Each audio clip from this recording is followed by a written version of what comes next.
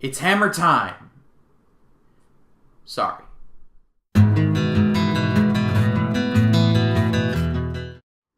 Hello everyone, my name is Ryan Cam and welcome to my review for Thor. This movie was directed by Kenneth Branagh and it stars Chris Hemsworth, Anthony Hopkins, Tom Hiddleston, Natalie Portman, Stellan Skarsgård, and Kat Dennings, which is very sad.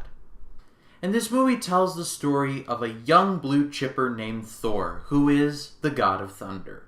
He hops around planets regularly, he has flowing locks, and he wields a big hammer.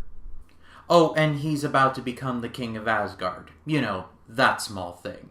But when Thor visits the wrong planet, he is cast out by his father Odin, played by Anthony Hopkins. And he is cast down to Earth, where he meets Dr. Jane Foster, played by Natalie Portman, Dr. Eric Selvig, played by Stellan Skarsgård, and some chick named Darcy, played by Kat Dennings, who is most notable for her role in Two Broke Girls.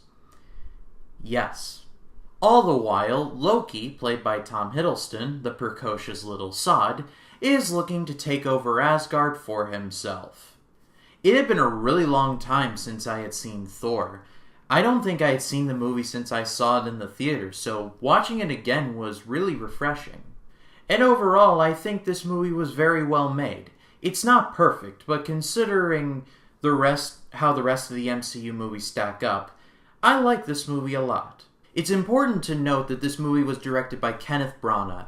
He is known for directing mostly Shakespearean stuff, specifically Henry V and Hamlet. But he's also directed a spy movie, and he's also directed a remake of an animated classic, so he has a very wide-ranging filmography.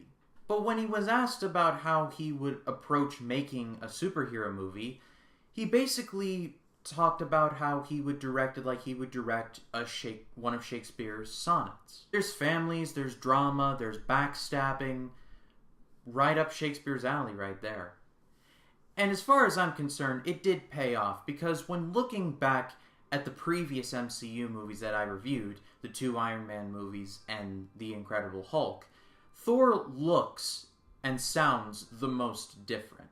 This is also the most effects-driven of the MCU movies to date, and the effects look great. Definitely watch this movie on Blu-ray, because there is no better way to watch this movie.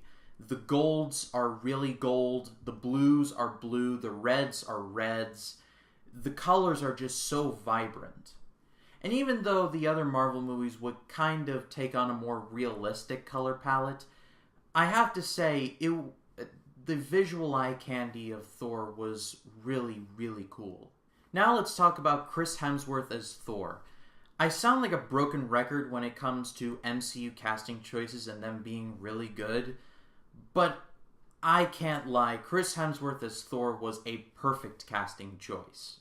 He has his badass moments, but he can also be very sensitive. He's hard-headed and stubborn, but he's not stupid either, and he can be capable of learning from his mistakes. He's sometimes really full of himself, but sometimes he can also care for others. And Hemsworth strikes this balance perfectly. Now let's talk about Loki, played by Tom Hiddleston. Again, another perfect casting choice.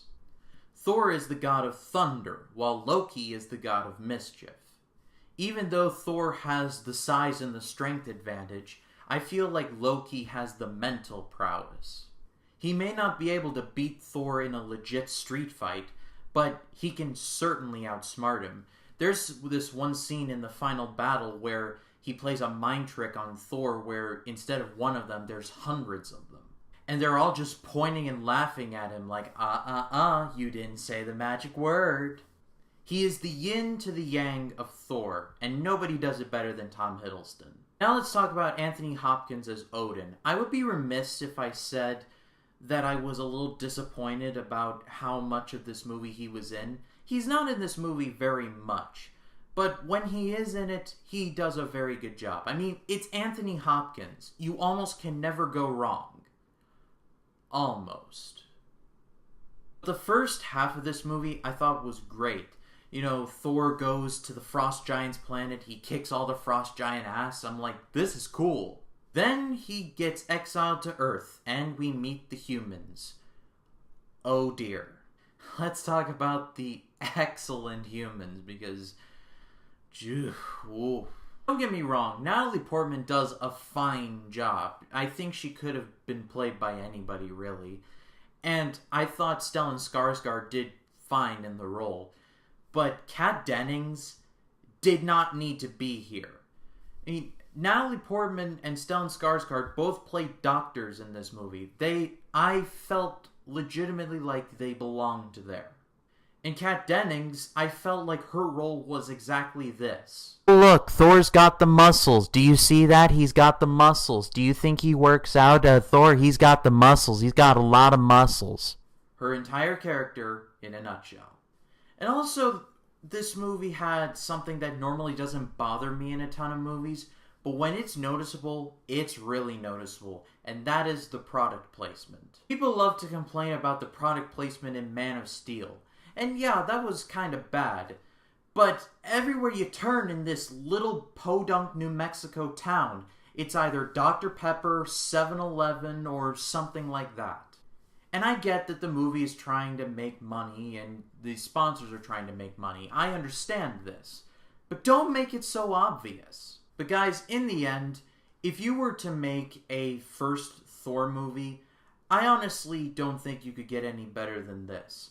It's not perfect. Like I said, the product placement is not good. Kat Dennings is a waste of time. Basically, the entirety of the Earth scenes you could just cut.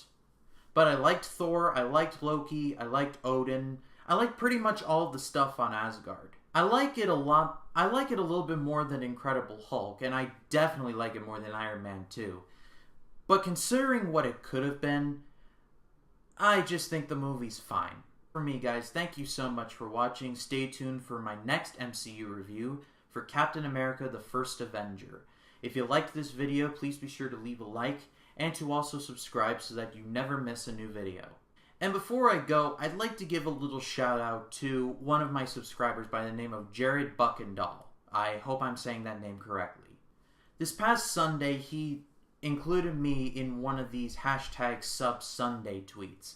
I wasn't expecting it. He didn't tell me that I was going to do it. He just did it. And I got a couple of extra subscribers and Twitter followers because of him. So Jared, if you do watch this video, thank you very much from the bottom of my heart. You do not know how much the support means to me. As someone who started this channel thinking nobody was going to watch it, and now I almost have 30 subscribers, it kind of gives me goosebumps just thinking about it. Again, thank you so much. You're the man. And if you'd like to follow me on social media, all of my social media links will be in the description below. My name is Ryan Cam, and I'll see you in the next one.